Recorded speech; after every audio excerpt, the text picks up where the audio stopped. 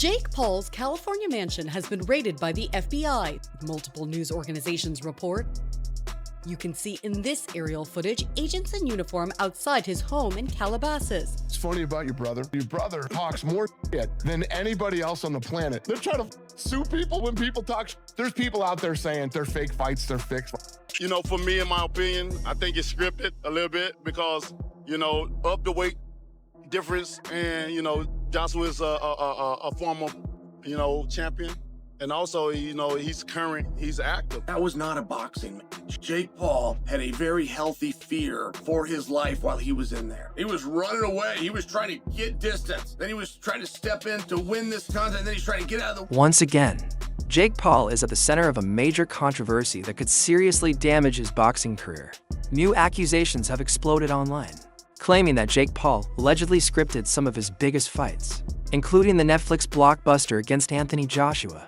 Some corners of social media even went as far as claiming that Jake Paul and his brother were arrested over these allegations, while promoters and officials strongly deny that professional boxing fights can be prearranged without serious legal consequences. The doubts around Jake Paul's legitimacy have reached a breaking point. This is not the first time Paul has faced legal trouble. FBI agents have raided the Southern California home of YouTube star Jake Paul. Federal officials say the search was part of an investigation. Wendy Birch is in Calabasas with what we're learning tonight.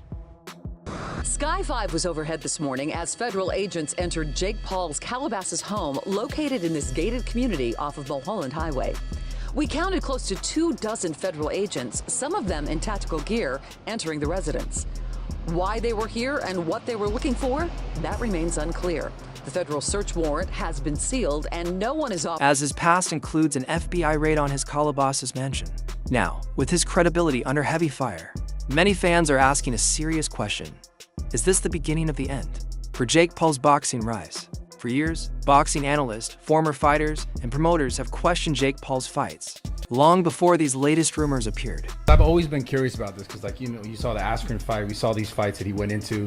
The Fury one obviously didn't go the way that I thought it was going to go, just because I was so convinced that, like, Jake had these fights fixed, and there's a lot of people who talk about the fights being fixed because it's just the way it is.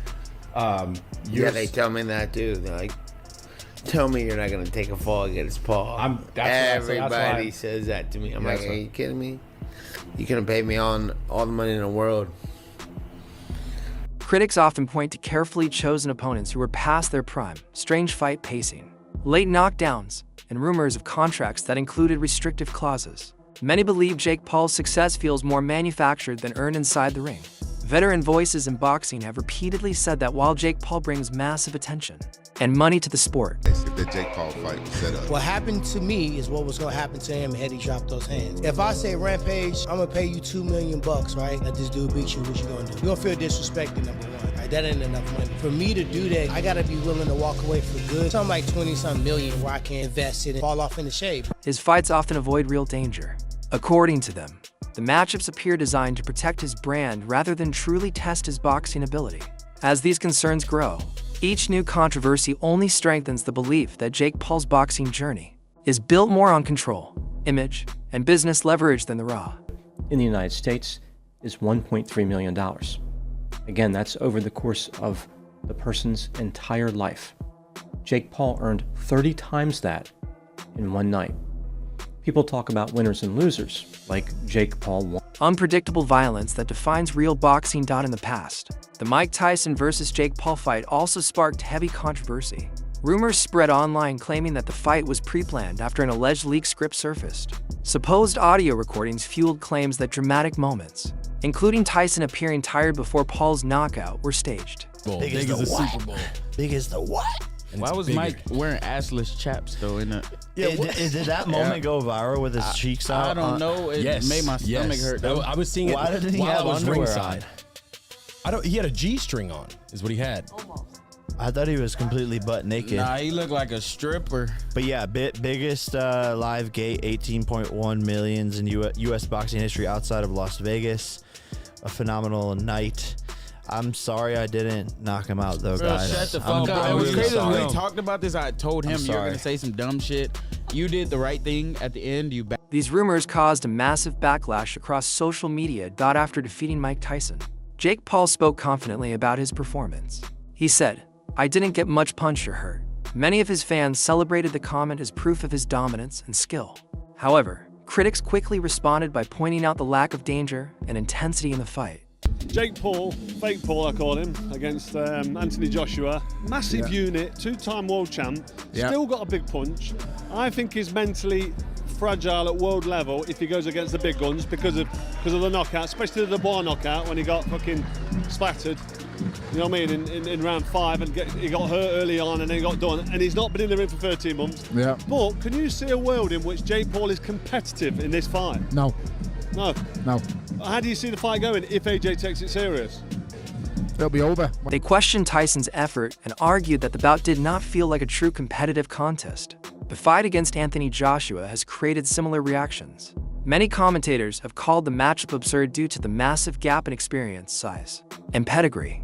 Jake Paul, a YouTuber turned boxer with a 12-1 record, stepping into the ring with a former two-time heavyweight world champion raised serious questions. He's very big. I'm here to shock the world, inspire the next generation. We're in the Heat arena. I'm a big Heat fan. Miami's on fire. This is my first pro fight was in Miami against Gibb. I'm bringing that same energy here. Critics labeled the fight lopsided, with some seeing Paul as more of a cash grab opponent than a real challenge. This only added to the belief that the event leaned more toward spectacle than sport. Despite the criticism, Jake Paul entered the fight with surprising confidence. Observers noted that he genuinely believed in his ability to rise to the challenge.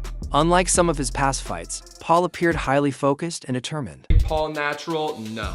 I can say that with pretty certain confidence in that statement, mainly because, as you heard me mention, I know a lot of the people he trains with and I have heard things. Now let's give Jake the benefit of the doubt, right? He's able to restrain from the peer pressure that everyone's putting on him to hop on these certain compounds. Then that would be cool to train natural, do what he needs to do.